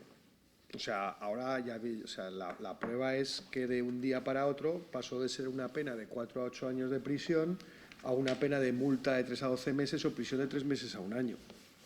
Es decir, esto era un caso exagerado de desproporción entre la conducta y la pena. Pero sí que es cierto que la tendencia del derecho penal en los últimos años ha sido a un aumento en general de todas las penas. O sea, tenemos un código penal sumamente duro. Tan es así que en el año 1995, cuando se aprueba el Código Penal de la Democracia, se decía que iba a haber una salida masiva de penados en libertad, y ya en el año 1995 lo que ocurrió es que no ocurrió eso, sino que las penas de este Código Penal de 1995 ya en aquel momento eran bastante más elevadas que las de 1973, por una cuestión, y es que las penas del Código Penal de 1973, a esas penas se les aplicaba la redención de penas por trabajo en prisión, y en el Código Penal del 95 las penas que aparecen en el Código son las penas que luego se van a aplicar. Bien, eso en el 95. Pues yo creo que ahora la mayor parte de los penalistas firmaríamos por volver al Código del 95, porque desde entonces ha habido un constante aumento de las penas. Entonces, si hay desde luego que hay cuestiones que están desproporcionadas, ¿vale? De hecho, en el derecho penal moderno, por lo menos a mí me gusta hablar de al menos tres velocidades. Está el derecho penal del ciudadano, que sería lo que se aplica a quien se considera que ha fallado, pero bueno, sigue siendo un ciudadano. Luego está el derecho penal del enemigo, que es una tendencia que, bueno, es digamos, reconocida, pues todo lo relativo al terrorismo, a los delitos contra la libertad sexual. Ahí empezó el derecho penal del enemigo, pero eso se ha ido extendiendo. Por ejemplo, el 318 bis, en su versión anterior, era derecho penal del enemigo totalmente. Y junto a eso hay un reducto que yo suelo llamar derecho penal de los nuestros, que es un derecho penal privilegiado para algunos. Y ejemplo del derecho penal de los nuestros, el ejemplo paradigmático es el delito fiscal. El delito fiscal es muy difícil hay gente en prisión por delito fiscal, pero normalmente no es solo por delito fiscal, sino que existen varias oportunidades para que finalmente no se castigue por delito fiscal, siendo que además para cometer un delito fiscal la cantidad mínima defraudada por un solo hecho impositivo ha de ser superior a 120.000 euros. Es decir, que es ya muy difícil y aún así hay procesos de regularización, etcétera, etcétera. Entonces, lo que existe básicamente es, quitando estas excepciones de este derecho penal de los nuestros, es una sobrepenalización por esa generalización del derecho penal del enemigo, que considera al autor de un delito como un enemigo de la sociedad, entonces se restringen sus derechos. Pues la verdad es que el 318 bis era un ejemplo, y en parte sigue siendo un ejemplo muy claro de esto. No se puede distinguir entre autoría y participación. Claro, el que favorece indirectamente, ya no puede haber cómplices. Todos somos autores. Resulta muy difícil distinguir entre tentativa y consumación, porque el que lleva a cabo la tentativa ya ha consumado el delito.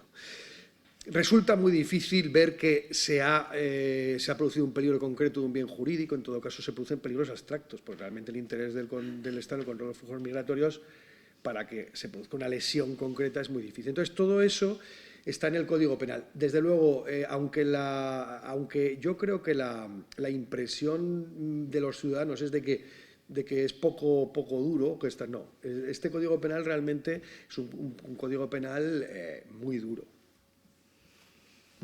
Y yo creo que en la anterior regulación la pena máxima podía llegar, creo que a 22 o 24 años, si se empezaban a sumar las agravaciones específicas de organización. Y en esta regulación, después del 2015, también se puede llegar, creo que por lo menos hasta 12 años de prisión, que es lo que está reservado para delitos graves como homicidio, etcétera. Es decir, que sigue siendo grave, aunque desde luego el tipo básico se ha quedado reducido a una pena bastante, que es lo que ha provocado que aquí en Ceuta, como digo, salieran en libertad 14 personas que estaban cumpliendo condena. Sí, Nahual. Vale, dos preguntitas, una para cada profesor. La primera sería, ¿qué solución vería para los movimientos migratorios que hay? ¿Cuál política podría ser eficaz? Y la segunda, el tema de que castiguen también la ayuda de tránsito, sería, por ejemplo, si en la península encuentra un inmigrante y lo acercan a una estación de autobuses o etcétera, porque aquí en Ceuta, no sé, a lo mejor no se podría porque están sueltos. Pero en la península se refiere a exactamente, literalmente, la palabra tránsito, ayudarle en cualquier forma. Gracias. Bueno, contesto yo la segunda, ¿no?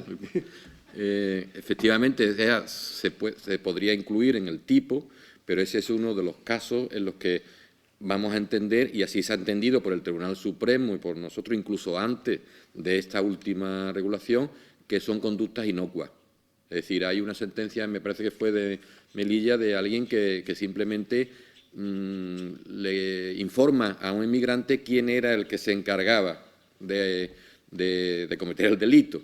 Una persona que además era conocida como tal. Es decir, esa conducta es inocua. Si no se hubiera enterado por él, se hubiera enterado por otro. O llevarlos, por ejemplo, otro supuesto que fue absolutoria, llevarlos, por ejemplo, creo que también fue en Melilla, desde la frontera hasta la comisaría para presentarse con la idea de entrar en el centro, en el CETI. Es decir, esas conductas, aunque son ayuda al tránsito, pero los tribunales son los que tienen que flexibilizarla y entender que eso no puede ser castigado por el derecho penal. Sí, es que abundando un poco en esa idea, el problema que tienen los operadores jurídicos es que la regulación pues no es buena. O sea, la regulación realmente es muy deficitaria. Pero sí que es cierto que durante todos estos años se han hecho muchos esfuerzos por los prácticos para reconducir la situación, porque realmente el punto de partida era absolutamente, pues lo dicho, yo sin lugar a dudas diría que el 318 bis, tal y como estaba antes, ahora habría que verlo, pero antes era inconstitucional, directamente inconstitucional. Claro, la justicia, por mucho que, igual que es posible los ciudadanos piensen que el derecho y que el Código Penal a veces es demasiado flojito y desde luego ya os puedo decir yo que no es así en general, salvo para algunas cosas, delito fiscal. Claro, los operadores jurídicos se dan cuenta de la gravedad de lo que está ocurriendo. Entonces se han hecho interpretaciones loables para intentar reducir esto a algo relativamente manejable. Lo que pasa es que, claro, si tú tienes un instrumento absolutamente descompensado, pues resulta muy difícil llegar a reconducirlo. Y eso no debería de ocurrir. Lo que debería de ocurrir es que el Poder Legislativo le diera al Poder Judicial un instrumento adecuado, ¿vale? Entonces, luego, ya en cuanto a la solución, vamos a ver, el tema de los movimientos migratorios, ayer lo dije, es un fenómeno que está aquí para quedarse, ¿vale? La cuestión es cómo reconducir todos estos problemas. Una cosa que se ha venido repitiendo y sobre la que deberíamos de reflexionar un poco es, ayer se hablaba de las vallas, de la violencia, etcétera, etcétera. Todas las regulaciones prohibitivas constituyen al final un factor criminógeno. Es decir, si yo prohíbo una determinada sustancia, va a haber alguien que se encargue de suministrar. Si yo prohíbo, es decir, si por ejemplo en el caso de los refugiados, si yo establezco un sistema para que los refugiados puedan desplazarse de una manera relativamente ordenada desde su punto de origen hasta un lugar a salvo, vamos a evitar que haya toda una serie de mafias que se dediquen a explotar ese mercado. Es decir, eso hay que tenerlo en cuenta. Y luego lo que hay que hacer es intentar, y eso por supuesto que es muy complejo, porque es el problema, claro, yo hablaba de la posverdad. La posverdad lo bueno que tiene, lo bueno entre comillas, es que es muy sencilla. Todo el mundo digiere rápidamente que si aquí ponemos un muro y tenemos una regulación sumamente punitiva, ya hemos puesto el tapón. Es mucho más complicado decir que no, que esto es muy complejo. Que esto supone políticas de desarrollo, que esto supone políticas de cooperación, que esto supone empezar a entender que el mundo ha cambiado, que el mundo ya no es el que era. Ya, ahora lo dicho, si es que ahora mismo posiblemente esté conectada gente a este congreso, no ya fuera de Ceuta y fuera de la península, sino puede estar en Nueva York o puede estar en Guinea-Bissau.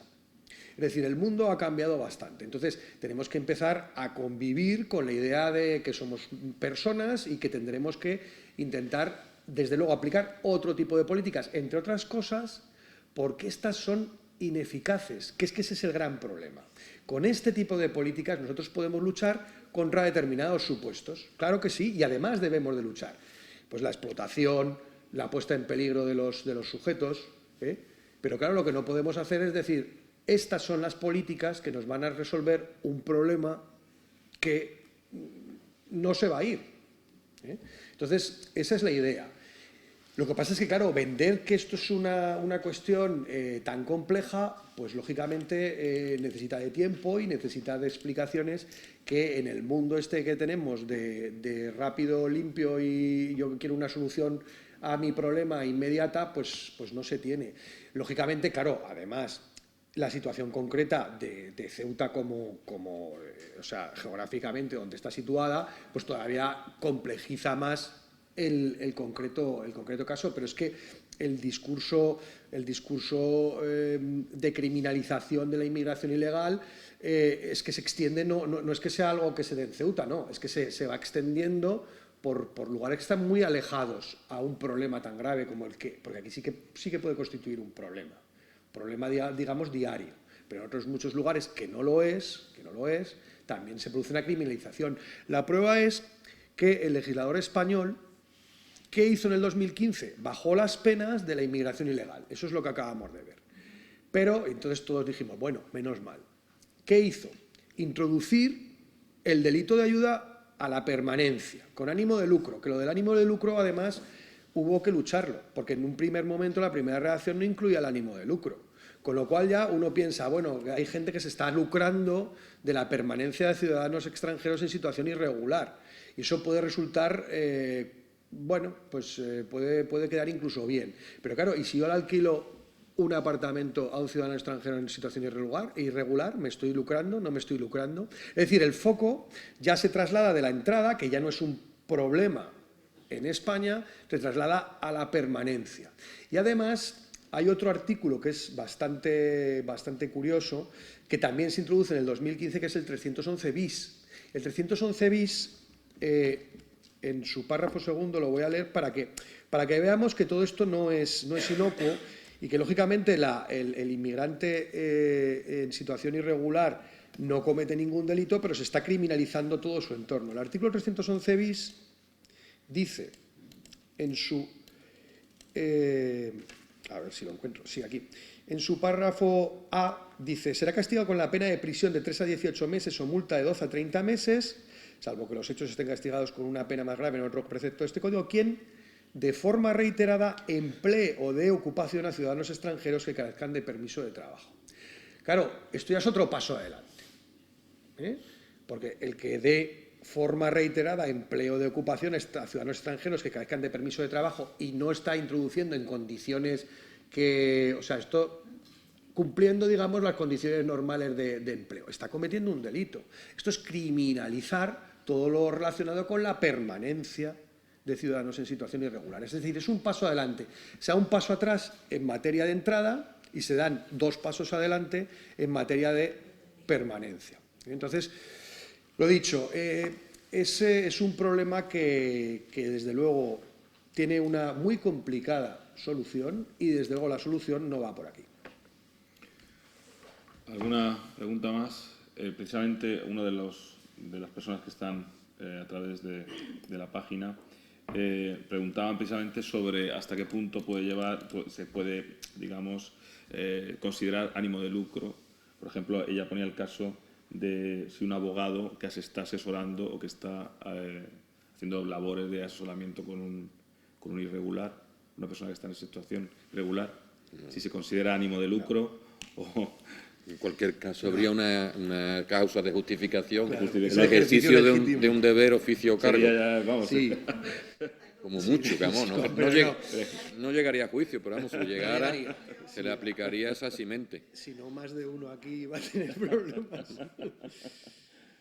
Bueno, no, claro, no, pero el problema es que eso abre un... Aun sabiendo ese abogado que con esa ayuda no va a llegar a ningún lado, aun sabiendo que ofreciéndole esa ayuda no le va a regularizar o...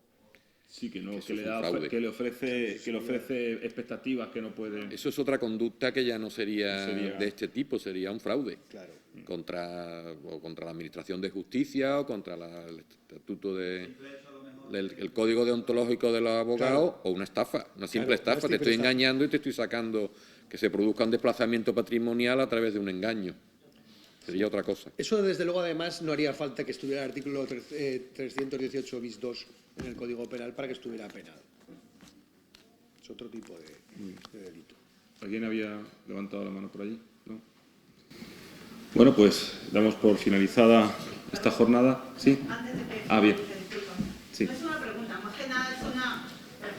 primero agradecer las ponencias, efectivamente.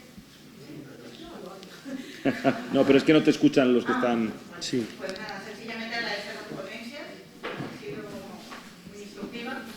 Y también para decir que estoy totalmente de acuerdo, ¿no? Sobre todo con don Juan de Russo, dada la realidad en la que nos movemos, esta teoría o bueno, manifestación de lo que hemos comentado, lo de la posverdad, ciertamente es lo que se está usando ahora mismo.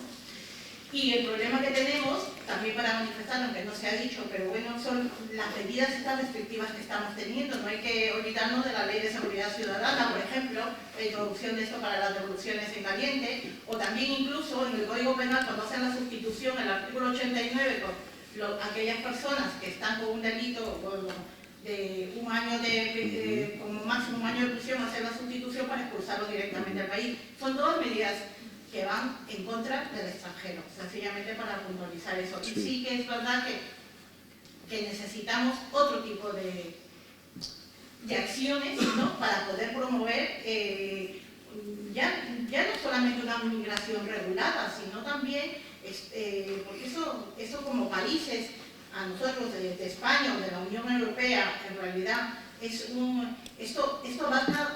es mucho más grave, me refiero en el sentido de los derechos humanos. Ya estamos vulnerando muchos derechos humanos, vulnerando los derechos fundamentales de las personas. Entonces, este tipo habría que solucionar con otro tipo de acciones y no solamente condicionando a medidas restrictivas para la expulsión de los extranjeros. Solamente eso. Gracias. Muy bien. Bueno, pues mañana a las 12 las comunicaciones y por la tarde continuamos con las ponencias. Muchas gracias. Muy bien. Gracias.